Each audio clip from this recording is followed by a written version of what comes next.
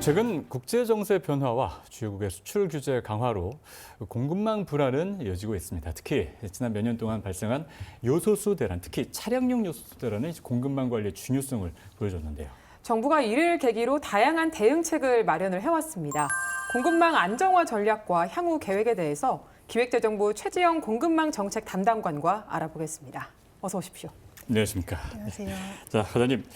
2021년, 2023년 이제 두 차례 차량용 요소수 대란이 있었습니다. 그래서 많은 분이 불편해하셨었는데 그 이후에 사실 그 부분은 좀 해결이 된 그런 느낌이 드는데 이 공급망 관련 이슈는 여전히 지금 계속되고 있거든요. 차량 요소수 어떤 대응을 하고 있습니까? 네, 말씀 주신 대로 21년하고 23년에 중국의 수출 제한으로 두 차례 수급 불안이 발생했던 차량용 요소는 공급망 고위험 품목이라고 볼 수 있습니다. 당시 중국이 이제 자국 내 요소 수급에 차질이 생기면서 그 요소에 대한 수출 전 검사를 강화했고 그러다 보니까 우리가 중국에 대한 수입 의존도가 높아가지고 수급 불안이 발생을 해서 많은 국민들이 어려움을 겪으셨는데요. 이러한 요소수를 계기로 공급망 안정화라는 것은 범국가적 과제로 자리매김하게 되었습니다. 네. 그래서 정부는 작년 6월 말 공급망 안정화법 시행과 함께 공급망 안정화위원회를 개최하였고 또 작년 9월에는 기금을 출범을 시키고 그리고 25년부터 27년까지 그 공급망 안정화 기본 계획을 수립하는 등 공급망 안정화를 위한 핵심 틀을 마련하는 데 노력을 했습니다. 네, 이 말씀해 주신 것처럼 공급망 안정화가 국가적 과제가 된 상황에서 지난달 25일이죠. 제4차 공급망 안정화위원회 회의가 열렸습니다.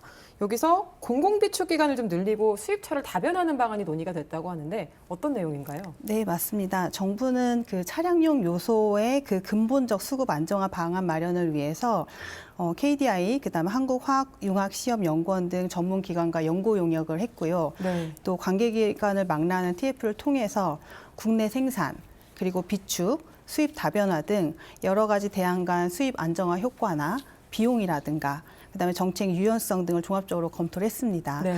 그 결과 비축 확대와 수입 다변화를 통해서 어떤 교란 요인에도 국민들이 불안해하지 않으실 수 있도록 안정적인 수급 체계를 구축하고자 하였는데요.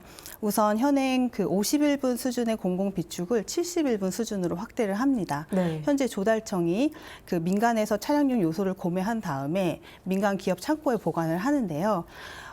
이 타소 비축 방식에 대해 참여하고 있는 민간 기업에다가 저희가 신규로 보관료를 지원을 합니다.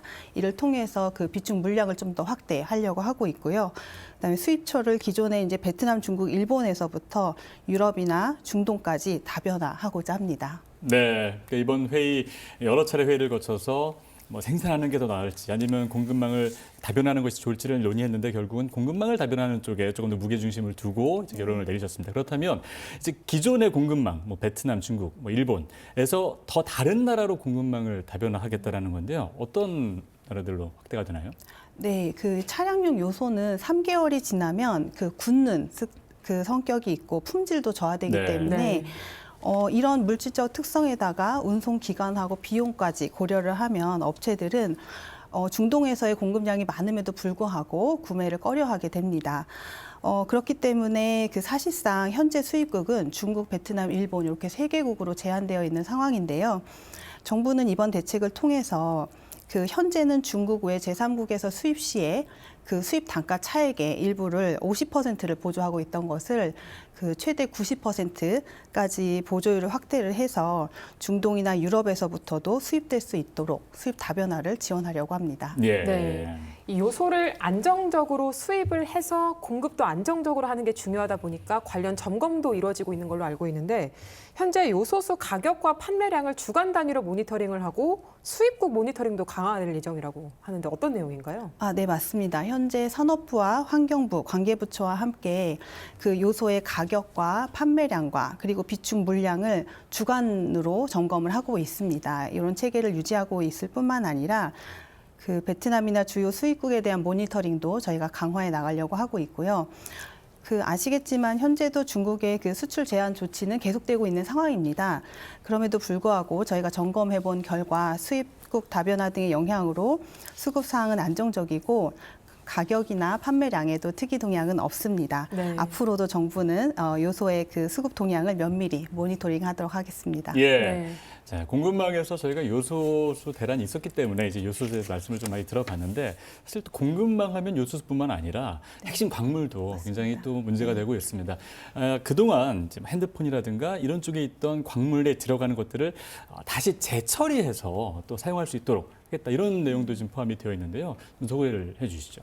네, 이번 공급망안정화위원회에서는 핵심 광물 재자원화 활성화를 위한 추진 방향도 발표를 했는데요.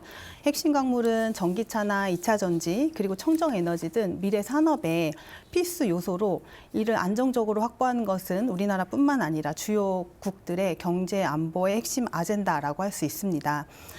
그런데 우리나라는 핵심 광물 등 부조원 자원이 부족할 뿐만 아니라 또 이런 원료 광물의 대부분은 수입에 의존하고 있다고 네. 보니까 그 주요국의 어떤 수출 통제에 조금 더 그 공급망 충격에 취약하다고 할 수 있는데요. 예. 네. 그래서 정부는 이제 핵심 광물의 공급망 안정화를 좀 더 탄탄히 가져가기 위해서 그 폐배터리와 같은 그 사용 후 제품에서 그 핵심 광물을 추출하는 재자원화 활성화 정책을 추진하려고 하고 있습니다. 네. 무엇보다도 그간 폐기물로 인식해왔던 이런 재자원화 원료들이 좀 소중한 자원으로 보는 인식이 전환이 이루어질 수 있도록 정책적, 제도적으로 뒷받침해 나가고자 합니다. 네. 네. 구체적으로 내용을 좀 더 살펴보면 핵심 광물 재자원화율에 대한 목표를 좀 설정을 하고 관련 선도 기업들도 좀 육성을 한다는 내용이 들어있는 것 같은데 설명을 해주시죠. 네, 정부는 30년까지 핵심 광물 재자원화율 20%를 목표로 산업 생태계를 조성하고 산업을 육성하고 규제를 합리화를 하고 그다음에 인프라 확충을 하는 4가지 방향의 네. 그 정책을 추진해 나가려고 합니다. 먼저 그 산업 생태계 조성을 위해서는 그 산업 클러스터를 구축하는 게 필요하다고 보이고요. 또 원료 공급망 DB를 구축해서 원료의 수급이 좀 안정적으로 들어오게 하려고 합니다. 두 번째로는 그 선도기업 육성이 중요한데요. 그 주요 기업들에 대해서 세제 지원이나 인센티브 등 검토할 계획이고요. 세 번째는 그 규제 합리화입니다. 그 재자원화 주요 원료에 대해서 유해성이나 경제성 등 일정 기준이 충족이 되면 순환 자원으로 검토하는 것을 이제 검토하려고 하고 있고요. 네. 특히 이제 제도나 규제나 정책 지원 관련해서는 기재부, 산업부, 환경부가 그 관계부처 TF를 통해서 금년 중에 구체적인 방안을 마련하려고 합니다. 그리고 마지막으로 그 인프라 확충을 위해서 정부, 기업, 협회 등 그 정책 주체 간의 네트워크나 소통이 되게 중요한데요. 이를 통해서 그 기업들에게 정말 필요한 정책을 마련해 나가도록 하겠습니다. 네. 네. 사실 이 부분 뭐 리사이클링, 그러니까 환경 오염을 막기 위해서 예전에 좀 환경을 다시 자원을 재사용하자 이런 얘기가 많이 있었는데 이것을 산업으로 연결시키는 부분이 굉장히 또 중요할 것 같아요. 그래서 지금 현재 이 자원의 재활용 이런 부분들은 어느 정도 수준으로 지금 기술이나 설비들이 구축이 되어 있는지 많은 분들이 궁금해하시거든요. 어떻습니까? 네, 아직 그 핵심 광물 재자원화 산업은 그 초기 단계라고 보시면 될 것 같고요. 그렇군요. 네, 일부 대기업이나 중소기업을 제외를 하면 거의 한 80%가량이 그 고용 인원이 20인 미만의 소규모 기업들입니다. 네. 그러다 보니까 제가 아까 잠시 말씀드렸던 이제 클러스터를 통해서 원료, 소재, 제품, 밸류체인 전주기를 아우르는 그런 클러스터를 구축할 필요가 있고요. 그래서 산업부는 올해 상반기 중에 그 클러스터 기준이나 절차를 마련을 해서 하반기 중 시도 공모를 통해 가지고 그 내년부터 지원 사업을 개시하려고 하고 있고요. 환경부는 이제 포항, 구미, 해남에 녹색 융합 클러스터가 있습니다. 이를 적극 활용해서 어떤 기업의 직접 효과를 극대화되도록 운영할 계획입니다. 그리고 입주 기업에 대해서는 이제 사업화 지원도 필요한데요. 네. 핵심 광물 재자원화 테스트베드와 같은 실증 인프라도 구축을 하고 또 수요 공급 기업을 매칭하는 네. 그런 부분도 지원할 예정입니다. 네. 이 올해부터 공급망을 안정적으로 유지하기 위해 조성되는 자금이 10조 원으로 확대가 됩니다. 기존엔 5조 원이었는데 아무래도 글로벌 공급망 불안이 심화하고 있는 상황이 반영된 것으로 보이는데 어떻습니까? 맞습니다. 최근 미국의 그 자국 우선주의적인 그런 통상 정책하고 중국의 핵심 광물에 대한 이런 통제 때문에 글로벌 공급망 불안이 점점 심화되는 양상입니다. 네. 게다가 전통 사업과 이 첨단 산업을 가리지 않고 중국 기업들이 이제 시장을 확대하고 있어가지고 우리 공급망 기업들이 좀 도전에 직면해 있다고 할 수 있는데요.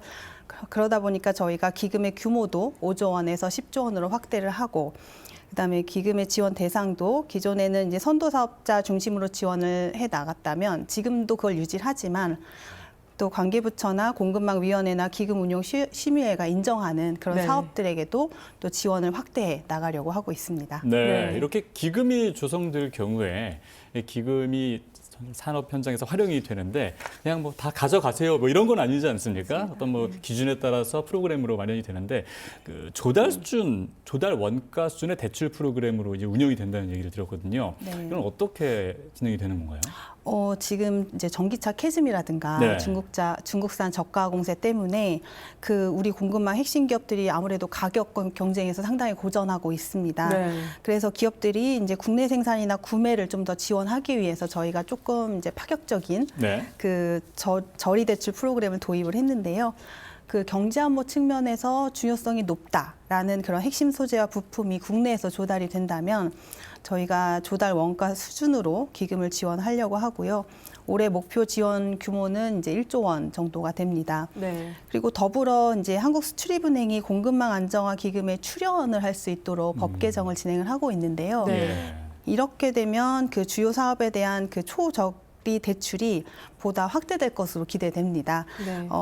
이렇게 이제 좀 더 적극적으로 기금을 운영해서 어려운 기업들한테 도움이 좀 되기를 기대하고 있습니다. 아, 조금 전에 전기차 캐즘이라는 단어를 말씀해 주셨는데 캐즘이라는 단어가 좀 낯설거든요. 이게 어떤 네. 내용인가요? 그 전기차가 결국은 이제 미래 자동차이긴 한데 네. 일시적으로는 수요가 부족해지는 현상을 말합니다. 그래서 아. 현재는 전기차가 생각보다 수요가 부족한 예. 그런 상태를 의미합니다. 그리고 요즘 네. 이제 중국의 BR이라든가 저가 공세가 상당한데 네, 이 맞습니다. 부분에서 잘 뒷받침을 해줘야 네. 한국도 자동차, 전기차 시장에서 경쟁력을 가질 수 있다 이런 네, 판단이시군요. 맞습니다. 예. 네. 올해 공급망 핵심 산업에 대한 지원이 좀 이루어진다 이렇게 하셨는데 이것뿐만 아니라 네. 물류 분야에서도 지원이 이루어진다고 알고 있거든요. 좀 어떤 내용일까요? 맞습니다. 공급망 안정화 기금의 지원 분야가 기존에는 경제안보 품목이었다면 이거를 이제 서비스 분야까지 확대를 하는 거고요.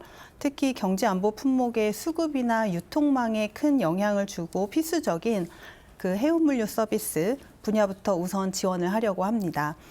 구체적으로는 경제암호 품목 운송을 위한 선박을 확보하는 것과 네. 그다음에 선박의 유지 보수 그리고 수리, 운영과 같은 MRO 사업을 우선 지원할 계획입니다. 향후에는 주요국 거점 항만 터미널 확보까지 지원을 하는 등 점진적으로 공급망 안정화 기금의 지원 대상도 확대해 나가려고 합니다. 네, 이게 기금이 아마 10조 정도로 확대가 되는데 그럼에도 불구하고 이 기금 사각지대가 늘 좀 있거든요. 뭐 작거나 영세한 업체들은 뭐 보증을 받기 참 어려운 상황이기 때문에 이런 그 사각지대는 어떻게 해소하실 계획입니까? 네, 그 공급망 우대 보증 프로그램을 도입을 했는데요. 공급망 안정화 기금에 대출하고 그다음에 신용 보증 기금하고 기술 보증 기금의 보증을 연계했습니다. 네. 그래서 저희가 올해 1월에 신설을 했고요. 그 중소 영세 기업에 보증이 제공이 되면 그 대출의 규모도 확대가 될 수 있고 또 추가 금리 인하 효과까지 있어서 그 대상 기업 입장에서는 금융 비용이 절감이 되는 그런 효과가 있습니다. 올해는 최대 2천억 원에서 시작할 예정이고요. 내년부터는 보증 규모를 더욱 확대해 나가려고 하니까 많은 관심 부탁드리겠습니다. 네. 네.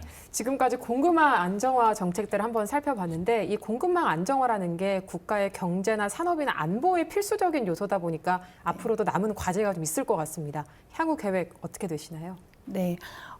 많은 분들에게는 아직 익숙하지 않은 조직일 수도 있는데 네. 기획재정부에는 경제공급망 기획관실이라는 조직이 있습니다. 작년 말에 신설이 됐고요. 그 요소수 대응으로 인해서 저희가 임시조직으로 운영을 하다가 작년에 이제 공급망 안정화법 시행을 계기로 정식 조직화가 되어서 공급망 안정화를 위한 여러 가지 역할을 해나가고 있습니다.